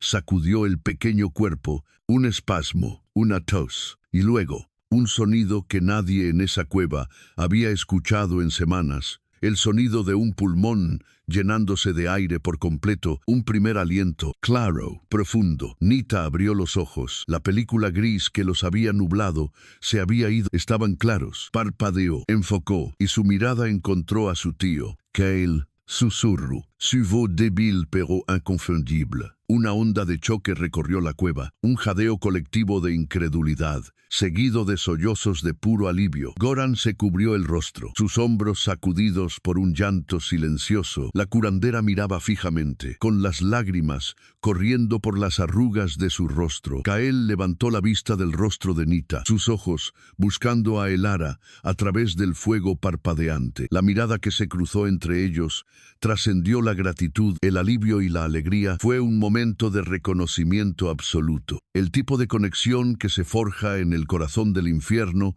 y sobrevive. Él vio a la mujer que había caminado a través del fuego y había arrancado el futuro de su pueblo de las fauces de la muerte. Ella vio al guerrero cuyo amor inquebrantable había sido el ancla de esa imposible victoria. Sin una palabra, Kael se levantó, cruzó el espacio entre ellos y tomó la mano de Elara, la misma que llevaba la cicatriz de la mordedura de la serpiente, la levantó y, en un gesto de reverencia que silenció a todos, presionó los nudillos de ella contra su frente. Fue un acto de devoción más profundo que cualquier beso, más íntimo que cualquier abrazo. La catarsis de ese único toque lavó la sangre, las cenizas y el miedo habían ganado. El amanecer que siguió a la noche de la vigilia fue el primero en muchas semanas que no llegó acompañado por el miedo a la muerte. Un aire de frágil euforia flotaba en la cueva. Los otros niños, a los que se les había administrado el remedio, habían superado la crisis, sus fiebres, cediendo a un sueño profundo y sanador. Por primera vez se escucharon risas ahogadas, susurros de alivio. Las mujeres que antes habían mirado a Elara con recelo, ahora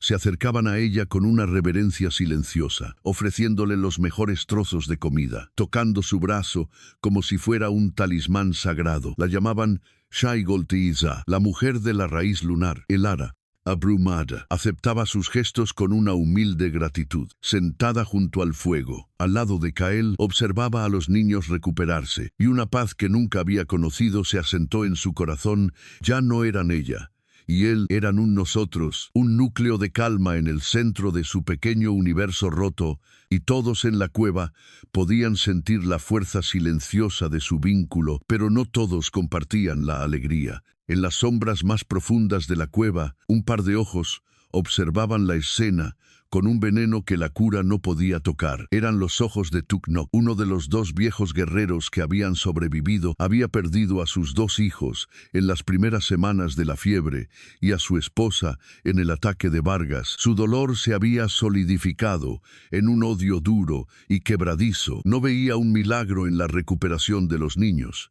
Veía una magia antinatural, una brujería traída por la mujer blanca, que era la causa de toda su desgracia. Los soldados habían venido por ella, la montaña sagrada había sido profanada por ella. En su mente, torturada por el duelo, ella no era una salvadora, era un presagio que había cumplido su propósito destructivo, y ahora temía que su continua presencia solo atrajera más desgracias. Para salvar la última rama de su pueblo, razonaba con una lógica retorcida. La raíz del mal debía ser arrancada. La oportunidad se presentó al mediodía. Elara, sintiéndose segura por primera vez en semanas, se alejó del refugio para ir a un manantial cercano a buscar agua fresca y lavar el polvo y la sangre de su rostro. Kael estaba en una profunda conversación con Goran, discutiendo la imposible tarea de encontrar y liberar a los prisioneros de Vargas. Por un momento, Elara estuvo sola. El sonido del agua corriendo sobre las piedras era una música tranquilizadora. Se arrodilló, se salpicó la cara con el agua helada y cerró los ojos, saboreando una normalidad casi olvidada. Fue entonces cuando Tughnok la atacó. Se movió con la velocidad silenciosa de un cazador, tapándole la boca con una mano callosa antes de que pudiera gritar y rodeando su cintura con el otro brazo. Tu magia no nos salvará. Solo traerá a más hombres de metal, siseó en su oído, su aliento fétido por el dolor y el odio. Eres una plaga, y yo seré la cura. Kael sintió su ausencia antes de saber conscientemente que se había ido. Un repentino silencio en su instinto, una cuerda que se tensa. Se disculpó con Goran y se dirigió al manantial. No encontró a Elara, solo una cántara de agua volcada y unas huellas de forcejeo en la tierra húmeda. La sangre se le heló en las venas. No necesitó buscar más pistas. Sabía quién se la había llevado y sabía por qué. Siguió el rastro con una furia fría y controlada, moviéndose entre los árboles como un espectro vengador. Los encontró a menos de media milla. Tughnok,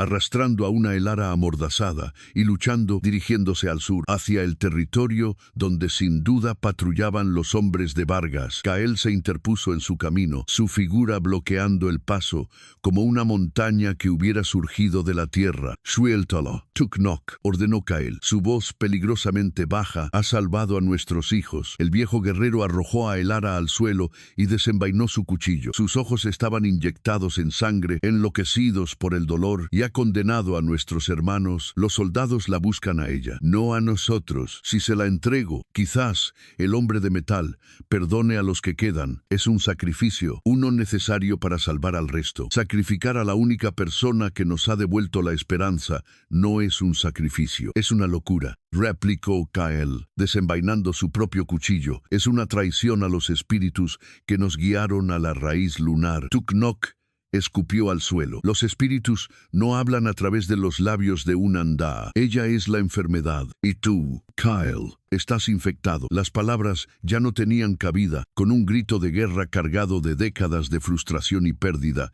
Tughnok se lanzó al ataque. La lucha fue un borrón brutal y trágico. Kael era más joven, más fuerte, pero Tughnok luchaba con la fuerza de un hombre que ya no tenía nada que perder. Sus cuchillos chocaron, danzando bajo el dosel del bosque. Un sonido metálico y enfermizo que hablaba de la fractura de su pueblo. Kael no quería matar al anciano.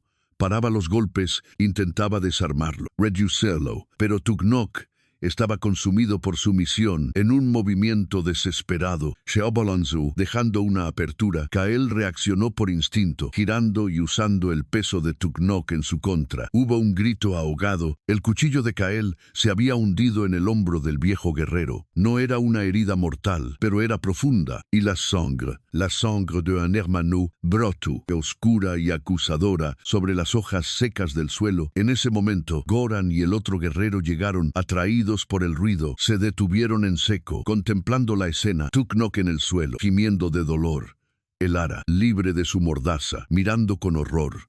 Y Kael, de pie sobre su pariente, con el cuchillo ensangrentado en la mano. La victoria no tenía sabor a triunfo, sino a cenizas. Goran se acercó, su rostro un lienzo de una tristeza insondable. Miró a Kael, y en sus ojos no había condena, solo el peso de una ley inquebrantable. Has salvado a nuestros hijos de la fiebre, Kael, dijo el anciano, su voz rota. Pero has derramado la sangre de un hermano para proteger a una extraña. Has elegido su camino por encima del nuestro. Hizo una pausa, y sus siguientes palabras cayeron como piedras sobre el corazón de Kael. Tu espíritu ya no es uno con el nuestro. Ya no puedes caminar entre nosotros. Las palabras de Goran cayeron con la finalidad de la tierra sobre una tumba. No hubo debate ni apelación. La ley era la ley, tan antigua e inmutable como las propias montañas, Kael no protestó. Inclinó la cabeza en un gesto de aceptación que era la esencia misma de su trágica dignidad. Con una calma que helaba la sangre, se acercó al herido Tuknok, sin una palabra de reproche. Usó su cuchillo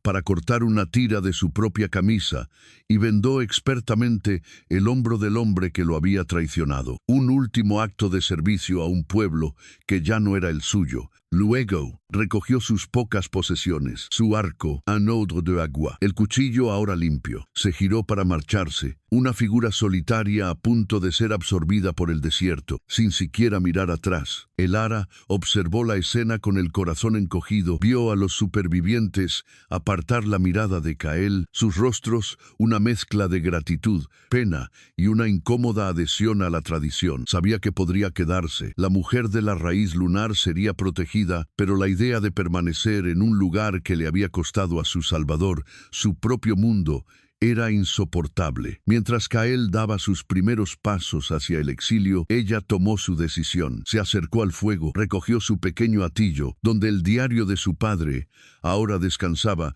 junto a un puñado de raíces sobrantes, y se inclinó ante Goran en una despedida silenciosa. El anciano la miró con ojos tristes y asintió, comprendiendo. Sin decir una palabra, Elara se dio la vuelta y siguió los pasos de Kael, caminando desde la frágil seguridad del refugio hacia la vasta incertidumbre del exilio. Él la escuchó acercarse, pero no se detuvo ni se giró. Simplemente aminoró imperceptiblemente su paso hasta que ella caminó a su lado. El silencio que los envolvió mientras se alejaban era diferente a todos los anteriores. No era hostil ni incómodo. Era un silencio profundo, resonante. El silencio de dos personas que lo han perdido todo, excepto el uno al otro. Caminaron durant horas, poniendo distancia entre ellos y el único hogar que Kael había conocido, el paisaje, vasto y vacío. Ya no parecía una amenaza, sino un espejo de su nueva realidad. Eran dos figuras solitarias, moviéndose a través de un mundo que ya no les reclamaba. Cuando finalmente acamparon esa noche, bajo un cielo tan lleno de estrellas que parecía un mar de diamantes derramados, la rutina de encender el fuego y compartir la comida tenía un nuevo peso, una nueva intimidad. Fue Elara quien finalmente rompió el silencio, su voz suave en la quietud de la noche. «Lo siento, Kael», dijo, las palabras cargadas con el peso de su culpa. «Por mi culpa, has perdido a tu gente, tu hogar». Él, que había estado mirando fijamente las llamas, levantó la vista. En sus ojos no había rastro de culpa ni de reproche. «Tú no empuñaste mi cuchillo, Elara. Yo elegí», respondió, su voz grave y segura. Un líder protege a su pueblo. Tuknok, en su dolor, se había convertido en un peligro para ellos. Su odio nos habría llevado a todos a la tumba. Hizo una pausa y su mirada se suavizó. «¿Y yo?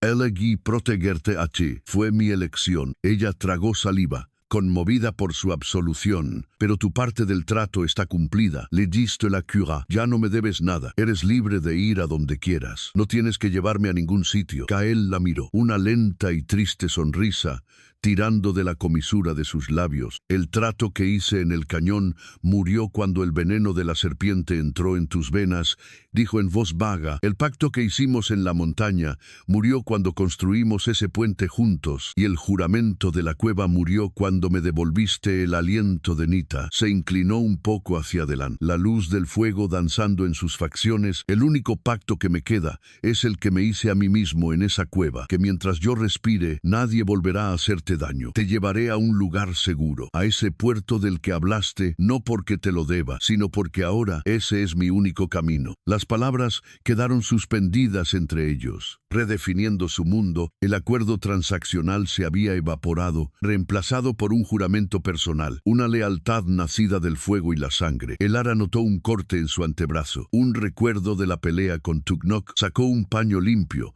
y un poco del ungüento de yuca que aún le quedaba, y, sin pedir permiso, le limpió la herida. Él la dejó hacer, su cuerpo relajándose ante su toque. Era una inversión de roles, un círculo que se cerraba mientras ella lo cuidaba. Él habló de nuevo, su voz ahora un murmullo. «Mi madre creía que los espíritus a veces rompen un hogar para que puedas construir uno más fuerte en otro lugar». Fue la primera vez que habló de su madre con algo más que dolor. «Elara, A su vez, le contó una historia de su padre, no sobre su muerte, sino sobre cómo le había enseñado los nombres de las constelaciones, llamándolas el mapa de Dios. Kael levantó la vista hacia el cielo nocturno. Nosotros la llamamos Yikaizda, la que marca el camino. Señaló la estrella polar. Mientras ella esté ahí, un hombre nunca está verdaderamente perdido. Se quedaron así, sentados junto al fuego, compartiendo los nombres de las mismas estrellas en diferentes lenguas. Eran dos exiliados bajo un cielo sin fronteras, despojados de todo lo que habían llamado hogar y sin embargo, sentados en el silencio compartido de esa inmensa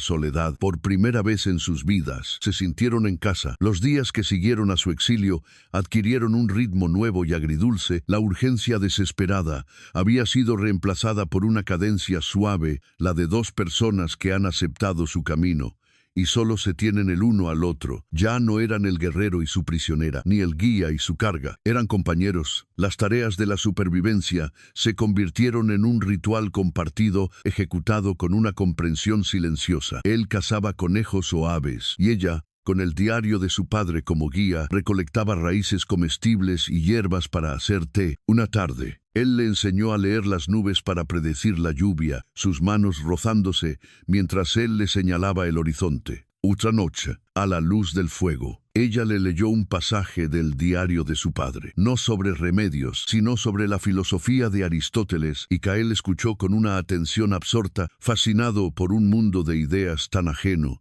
y a la vez tan familiar al suyo. El paisaje a su alrededor también se suavizaba. Dejaban atrás las escarpadas y hostiles montañas de la Paquería para adentrarse en las colinas onduladas de Sonora. La tierra se volvía más verde, más indulgente. El cambio reflejaba la transformación que había ocurrido entre ellos. La dureza había dado paso a una ternura que ninguno de los dos se atrevía a nombrar, pero que estaba presente en cada mirada compartida, en cada silencio cómodo. Pero a medida que avanzaban hacia el sur, una melancolía palpable comenzó a teñir sus días. Ambos eran conscientes de que su viaje no era infinito, caminaban hacia un destino. Al final, el final de su tiempo juntos, una noche, mientras las brasas de la fogata pintaban patrones danzantes en la oscuridad, Kael rompió el silencio. «Describe este lugar al que te llevo», pidió. Su voz apenas un murmullo. «Este puerto seguro». El ara miró el fuego, imaginando un mundo que casi había olvidado. «Es la misión de San Ignacio, un pequeño puerto en la costa. Hay muros blancos,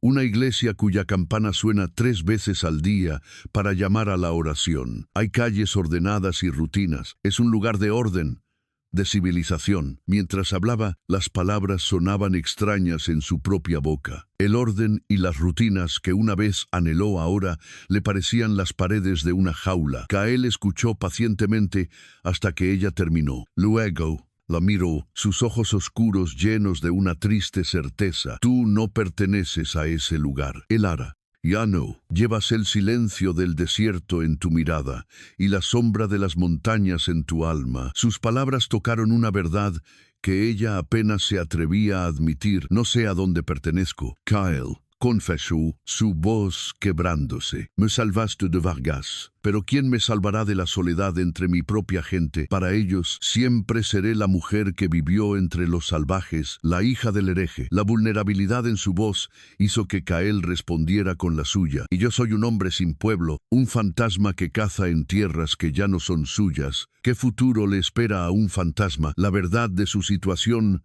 se cernió sobre ellos, tan vasta e implacable como el cielo nocturno. Él, un proscrito apache, nunca podría vivir detrás de los muros de una misión española. Ella, una dama española, nunca podría sobrevivir a una vida de perpetua huida en el desierto. Sus mundos eran como el día y la noche.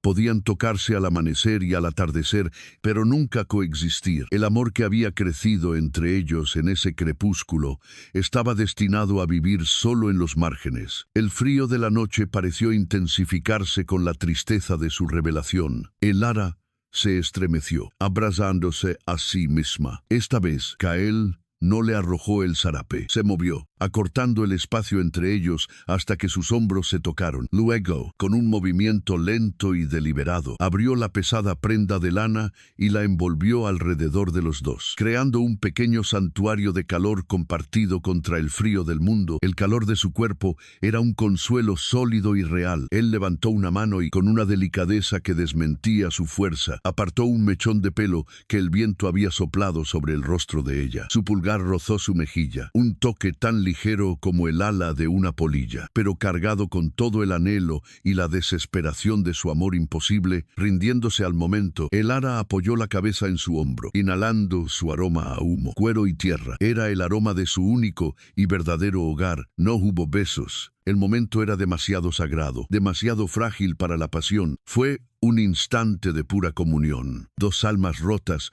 encontrando consuelo en su mutua ruina, sabiendo que era todo lo que tendrían. Al día siguiente, llegaron a la cima de una colina alta. El aire era diferente, cargado de sal y humedad, y en la lejanía, una línea de un azul profundo y brillante se extendía hasta donde alcanzaba la vista. El mar, dijo Kyle en voz baja, el Golfo de California, cerca de la costa, apenas un punto blanco contra el verde de la vegetación costera. Se veían los muros de adobe de una construcción, la misión de San Ignacio. Habían llegado. El puerto seguro de Elara era ahora una mancha blanca en el horizonte. Se detuvieron, mirando el final de su viaje. Luego, se miraron el uno al otro. No se necesitaban palabras para expresar la verdad que se reflejaba en sus ojos. Con cada paso que daban hacia esa promesa de seguridad, sentían que se alejaban más y más del único hogar que habían encontrado. El último día de su viaje transcurrió en un silencio solemne. Cada paso que los acercaba a los muros blancos de la misión de San Ignacio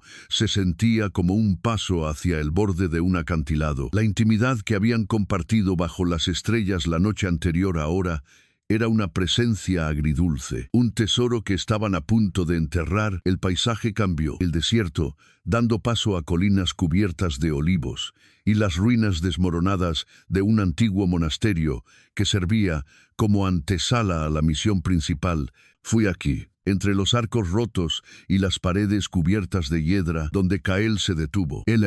De repente, se había quedado quieto. El canto de las cigarras se había extinguido. Era el mismo silencio antinatural que había precedido la masacre de su gente. Es una trampa, susurró, empujando a Elara detrás de un muro de ruido. Su instinto, como siempre, era infalible. De las sombras de las ruinas emergieron figuras acorazadas. Los dragones de la fe los habían rodeado, bloqueando toda ruta de escape hacia la misión o de vuelta al desierto. Y entonces, desde el centro de las ruinas, apareció el capitán Mateo Vargas, caminando con la arrogancia de un hombre que ha acorralado a su destino. Su armadura estaba pulida, su rostro limpio, pero sus ojos ardían con el mismo fuego fanático. Había anticipado su destino. La oveja descarriada siempre regresa al redil, proclamó, su voz resonando en el patio en ruinas, y el demonio del desierto que la sigue será purificado aquí.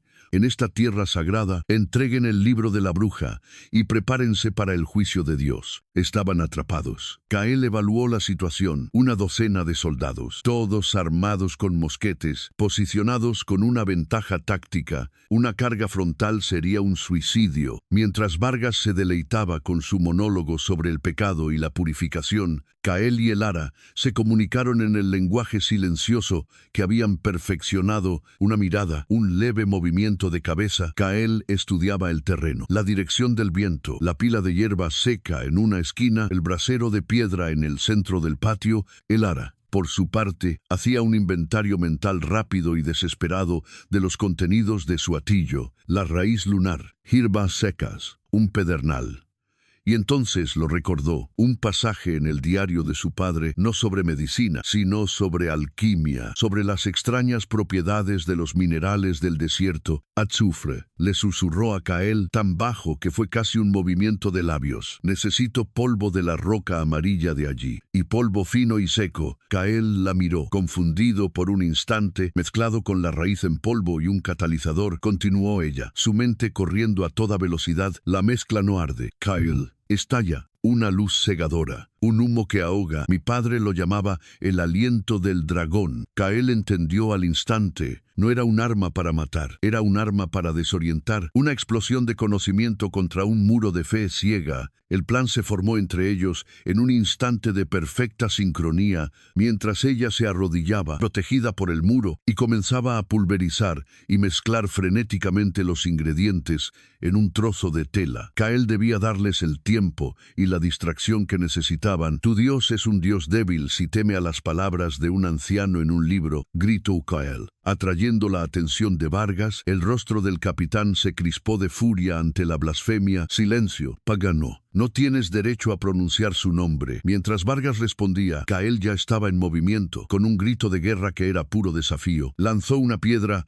hacia el lado opuesto del patio. Varios soldados giraron instintivamente hacia el ruido, sus líneas rompiéndose por una fracción de segundo. Fue todo el tiempo que Kael necesitó. Sacó una flecha, su punta ya envuelta en un pequeño trozo de tela empapado en aceite de su odre. Con el pedernal encendió la punta y, en un solo movimiento fluido, tensó el arco y disparó. La flecha de fuego no voló hacia un hombre, sino hacia la gran pila de hierba seca y cardos que el viento había acumulado contra una pared. Una llamarada instantánea se elevó, y el viento, tal como Kael había previsto, arrastró una densa cortina de humo acre directamente hacia la posición principal de los soldados. Gritos de confusión y tos resonaron en el patio. Ahora, Elara, gritó Kael. Elara, que había terminado de atar el improvisado paquete, se levantó y lo arrojó con todas sus fuerzas, no a los hombres, sino directamente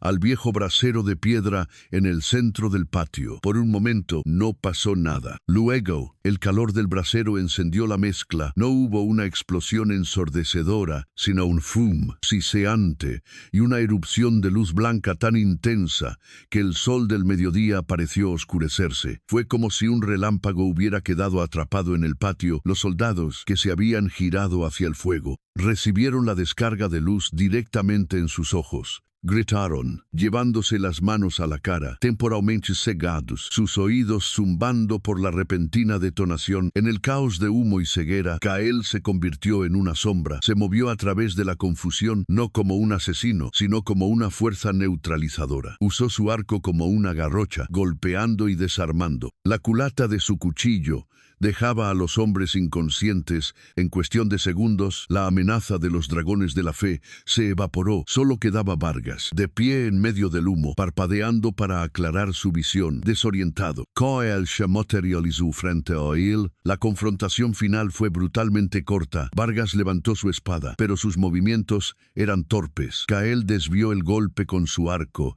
y, con un movimiento de su muñeca, desarmó al capitán, enviando la espada a volar. El cuchillo de Kael apareció en su mano, su punta presionando contra la garganta del fanático. El odio puro y la victoria ardieron en los ojos de Kael. Podía terminarlo todo, vengar a su gente, poner fin a esa plaga de un hombre. Pero entonces, a través del humo, oyó la voz de Elara. No, Kael, no te conviertas en él. Su voz lo ancló. Miró a Vargas, cuyo rostro estaba pálido de terror, y luego a Elara, cuyos ojos le suplicaban que eligiera un camino diferente. Con un rugido de frustración y liberación, Kael apartó la hoja. En lugar de cortar, giró el cuchillo y golpeó a Vargas en la sien con el pesado pomo de hueso. El capitán se derrumbó en el suelo, inconsciente. En ese momento, las campanas de la misión cercana comenzaron a sonar, alertadas por el estruendo y la luz. La caballería no tardaría en llegar. Kael y Elara se quedaron de pie, uno al lado del otro, en medio de los cuerpos inconscientes de sus enemigos. El fanático yacía derrotado, no por una fuerza superior, sino por una sabiduría compartida. En el aire olía a azufre y a victoria, y mientras las campanas de la misión sonaban, anunciando la llegada de un mundo al que Kael no podía pertenecer, ambos supieron que su guerra había terminado, pero su paz aún no había comenzado. El sonido de las campanas de la misión, que antes había parecido una promesa lejana, ahora era una sirena que atraía a un mundo al que Kael no podía pertenecer. Minutos después, una partida de soldados españoles a caballo irrumpió en las ruinas. Sus uniformes azules y sus cascos de metal, un agudo contraste con el caos de humo y cuerpos inconscientes, se detuvieron en seco, visiblemente conmocionados por la escena. Elara, comprendiendo que había regresado a su mundo, dio un paso al frente. Con una calma que la sorprendió a sí misma, explicó la situación al comandante. Un hombre mayor con ojos cansados omitió los detalles de su huida, presentando a Vargas y sus dragones de la fe como una facción renegada y fanática que la había secuestrado y que actuaba fuera de la ley de la corona. Este hombre, dijo, señalando a Kael con un gesto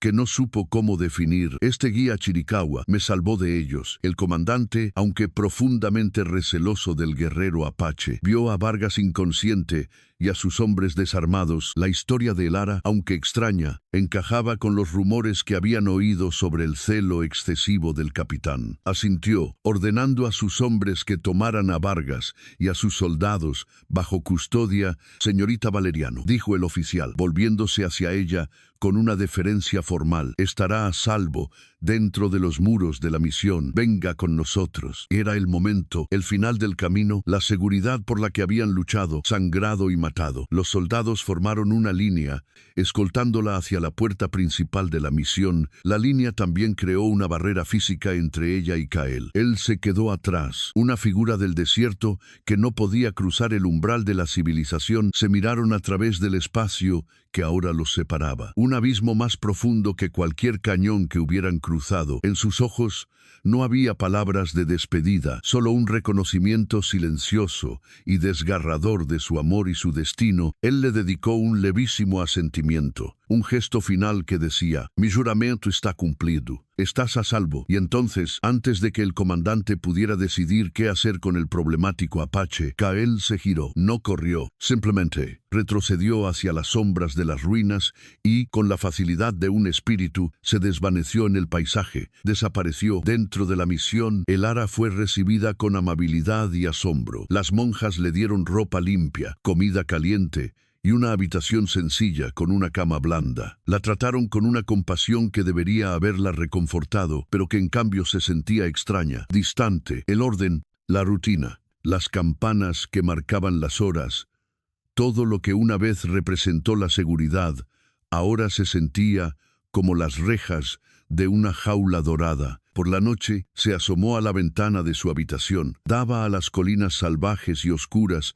por las que habían viajado. Miró hacia la inmensidad, buscando una silueta, el parpadeo de una fogata, cualquier señal del hombre que se había convertido en su mundo entero. No había nada, y en ese silencio comprendió la verdad que Kael ya le había anunciado. Ya no pertenecía a ese lugar. Había obtenido lo que estipulaba el pacto original, su vida, su seguridad, pero en el proceso había perdido el hogar que representaban esos muros. Lejos de allí, en la quietud del desierto, Kael se detuvo. Estaba libre, su pueblo tenía la cura, la mujer a la que amaba estaba a salvo. Su propósito se había cumplido y nunca se había sentido tan profundamente solo. El silencio del desierto, que una vez fue su santuario, ahora resonaba con el eco de la ausencia de ella. Miró hacia el cielo, buscando a Yikaizdaha, la estrella que marca el camino. La encontró, un punto de luz fría y constante. Podía regresar al norte, a los restos de su tribu, a reclamar su lugar como un héroe manchado por el exilio. Podía seguir vagando, un fantasma sin propósito, o podía elegir un tercer camino. En su habitación de la misión, Elara también tomó una decisión. El diario de su padre estaba a salvo sobre la mesa, su promesa cumplida, pero el legado de su padre no era un libro para ser guardado en un estante, era un conocimiento para ser vivido. Con movimientos silenciosos y decididos, preparó un pequeño atillo. No guardó los vestidos españoles que le habían dado, sino que se puso de nuevo su práctica y gastada ropa de viaje. Tomó el diario, la bolsa con las hierbas restantes y un cuchillo que le dieron para la comida. Al amanecer, Kael, que había estado observando los muros de la misión desde una colina lejana, no se dirigió al norte, se giró y comenzó a caminar hacia el oeste, hacia un valle oculto cerca de la costa del que le había hablado a Elara, un lugar que las leyendas llamaban el nido del águila. No iba a buscar su antiguo hogar, iba a construir uno nuevo. Casi al mismo tiempo, una figura solitaria se deslizó por una puerta lateral de la misión. Antes de que el bullicio de la mañana comenzara, Elara no miró hacia atrás a la seguridad que abandonaba, miró hacia las colinas, hacia la libertad y la incertidumbre, y comenzó a caminar siguiendo no un rastro visible, sino la llamada de su propio corazón, habían cumplido su pacto, perdiendo sus mundos para ganar sus vidas. Ahora, libres y completamente solos, ambos tomaron la única decisión que les quedaba: rechazar el mundo que los había exiliado y apostar su futuro a la remota posibilidad de construir uno nuevo. Juntos, la tierra dio una vuelta completa al sol, en un valle oculto y fértil acunado por los brazos de la sierra al que los antiguos llamaban el nido del águila. Un nuevo tipo de hogar había echado raíces. No era una ranchería de tipis ni un pueblo de adobe, sino una fusión de ambos. Pequeñas viviendas de piedra y madera se agrupaban cerca de un arroyo, sus formas una mezcla de la arquitectura práctica española y la armonía chiricahua con la tierra. El humo que se elevaba de las chimeneas olía a pan de maíz y a carne de venado, y el silencio ya no era de miedo, sino de una paz ganada a pulso. Aquí fue donde Elara encontró a Kael, o donde él la encontró a ella. Udonji, quizás. Ambos simplemente llegaron al único lugar del mundo donde podrían existir. Se habían convertido en los arquitectos de este nuevo mundo. Durante el día trabajaban codo con codo. Él le enseñó a leer las huellas de los animales y a predecir el clima por el sabor del viento. Ella, a la luz de la fogata, le enseñó a leer y escribir con fluidez las palabras del diario de su padre, construyendo puentes, no solo sobre abismos de roca, sino también de conocimiento. Eran el corazón y el alma de su pequeño universo, dos mitades de una misma historia de supervivencia. Un día, en plena cosecha de maíz, una pequeña partida apareció en la entrada del valle. Iban a pie, no como guerreros, sino como peregrinos. A la cabeza iba Goran, el anciano, y a su lado, corriendo hacia Kael en cuanto lo vio, iba Nita, ahora una niña sana y fuerte, cuyos ojos brillaban con vida. Eran los restos de su tribu. Goran explicó que, después de que todos los niños se curaron, el pueblo vio la verdad. El camino de Tugnok había sido uno de odio que solo llevaba a la ruina. El de Kael, aunque había roto la ley, había sido uno de sacrificio que había traído la vida. No venían a pedirle que regresara a un hogar que ya no existía. Venían a preguntar si podían ayudarle a construir el suyo. La ley nos separó. Kael, dijo el anciano, sus ojos llenos de una sabiduría humilde, pero la vida nos ha vuelto a unir. Un hogar no son las viejas leyes ni la tierra antigua. Es el lugar donde crece el futuro de nuestros hijos. Kael miró a la gente que tenía delante, a Elara a su lado, y asintió, aceptando no solo a su pueblo, sino su nuevo papel como líder de algo completamente nuevo. El legado de Elara también encontró su verdadero propósito en ese valle. Se convirtió en su sanadora, combinando la medicina de su padre con la sabiduría herbolaria de los apache. Pero más que eso, se convirtió en su maestra. Por las tardes, bajo la sombra de un gran álamo, se reunía un pequeño grupo de niños, tanto apaches como algunos mestizos huérfanos que habían encontrado refugio en el valle. Usando el diario de su padre como texto, no les enseñaba solo a leer palabras, sino a leer el mundo, la geometría de una tela de araña, la química de un fuego, la poesía de las constelaciones que ambos, Kael y ella, ahora llamaban por dos nombres diferentes. Esa noche, Kael y Elara estaban de pie en una pequeña colina que dominaba su floreciente asentamiento. El aire estaba lleno de los sonidos de una comunidad renacida. Llevaban las cicatrices de su viaje, la marca pálida en la mano de ella por la mordedura de la serpiente, las líneas en el rostro de él talladas por el exilio y el dolor, pero ya no eran heridas, eran recordatorios de que el amor más fuerte no es el que evita las tormentas, sino el que aprende a construir un refugio con los restos que éstas dejan. Él pasó un brazo por sus hombros y ella apoyó la cabeza contra su pecho, un gesto de pertenencia total y absoluta. No habían encontrado la paz en el mundo que heredaron, así que construyeron la suya en el valle que eligieron, juntos. Kael y Elara, el guerrero exiliado y la guardiana del saber, contemplaron su imperfecto y esperanzador nuevo comienzo. Un hogar nacido no de la sangre ni de la ley, sino de un juramento hecho en las cenizas